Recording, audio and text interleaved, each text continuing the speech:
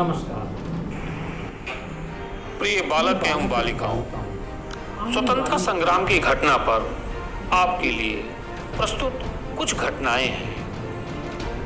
आने वाली तिथि 15 अगस्त 2021 को आज़ादी के 75वें वर्ष के अमृत महोत्सव के रूप में मनाया जाना है। बच्चों, शायद आपको यह नहीं मालूम होगा कि आज़ादी क्यों मनाई जाती है। दरअसल आज से लगभग 275 साल पहले अंग्रेजों ने अपनी शासन पद्धति हमारे ऊपर थोप दी, हमारे ऊपर हुकूमत करने लगे। हम भारतीयों के पास आज जैसी किसी भी प्रकार की कोई आज़ादी नहीं थी। जिस प्रकार आज हम अपने विभिन्न प्रकार के मूल अधिकारों का प्रयोग करते हैं, ऐसा कुछ भी नहीं था।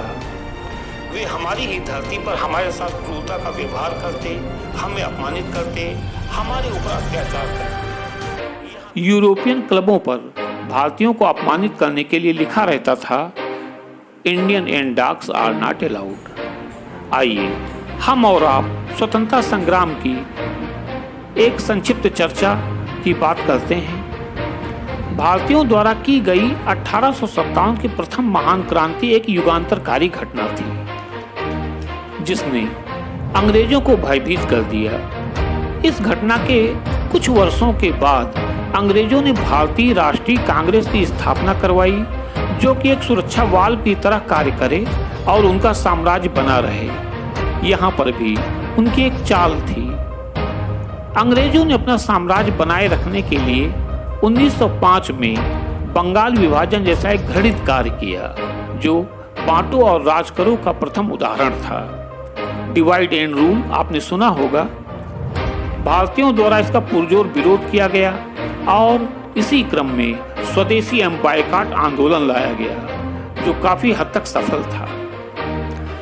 इसी संघर्ष के क्रम में वर्ष 1915 में महात्मा गांधी जी भारत आए और संघर्ष की बागडोर अपने हाथ में ली। इसी क्रम में तिलक और एनी बेसेंट द्वारा होम रूल लीग की मांग की गई। वर्ष 1919 में रॉलेट एक्ट के विरोध में अमृतसर में हुए जघन्य हत्याकांड, जलियांवाला बाग हत्याकांड, जिसे अंग्रेजों के इशारे पर जनरल आर डायर ने अंजाम दिया था, उसको भुलाया नहीं जा सकता। न जाने कितने लोग निर्दोष मारे गए। 1920 में गांधी जी ने असहयोग आंदोलन छेड़ दिया, लेकिन दुर्भाग्यवश 1922 में हुए चौरी चौरा कांड के कारण इसे वापस लेना पड़ा। और इसी क्रम में दूसरे चरण में क्रांतिकारी गतिविधियों की शुरुआत भी हो गई। 1925 में क्रांतिकारियों ने काकोरी कांड को अंजाम दिया। कितने ही क्रांतिकारी सरदार भगत सिंह, चंद्रशेखर आजाद, राम प्रसाद बिस्मिल के बलिदानों को भुलाया नहीं जा सकता।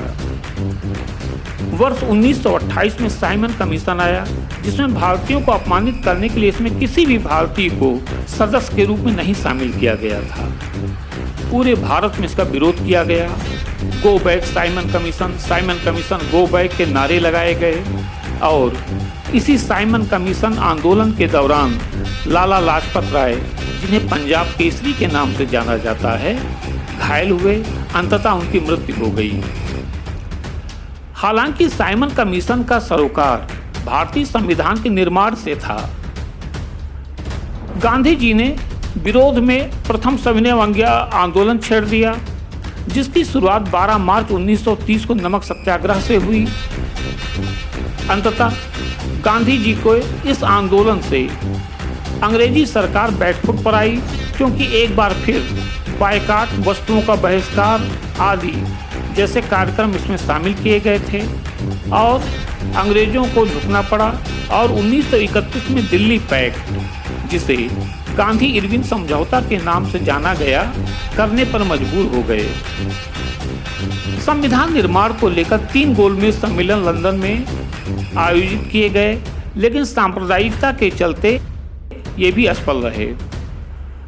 वर्ष 1939 में द्वितीय विश्व युद्ध ने अंग्रेजों की कमर तोड़ दी और भारतीयों से सहयोग पाने के लिए, उन्हें संतुष्ट करने के लिए वे क्रिप्स मिशन ले आए। यह क्रिप्स मिशन भारतीयों के लिए एक लॉलीपॉप से ज़्यादा कुछ भी नहीं था। अंग्रेजी नीतियों और कारनामों से असंतुष्ट स्वतंत्रता सेनानियों ने 8 अगस्त 1942 को अंतिम महान स्वतंत्रता संग्राम भारत छोड़ो आंदोलन छेड़ दिया। आखिरकार अंग्रेजों को भी समझ में आ गया कि अब भारत पर अपना साम्राज्य प्रभुत्व बनाए रखना संभव नहीं है और वे मार्च 1946 में भारत के संविधान निर्माण हेतु कैबिनेट मिशन ले आए। फरवरी 1947 में क्लीमेंट एटली की घोषणा के पश्चात 15 अगस्त 1947 को देश आजाद हुआ और देश का नया संविधान बनाया गया, जिसे 26 नवंबर 1949 को लागू कर दिया गया। और इस नए संविधान की रूपरेखा में भारत के मनु कहे जाने वाले डॉक्टर अंबेडकर का नाम उल्लेखनीय रहा। इस नए संविधान के तहत ही आज हमें मूल अधिकार के तहत विभिन्न प्रकार की स्वतंत्रताएं हैं, वाक स्वतंत्रता जैसे लेकर के विभिन्न प्रकार के प्राण तथा दैहिक स्वतंत्रता, विभिन्न प्रकार के अधिकार। धन्यवाद।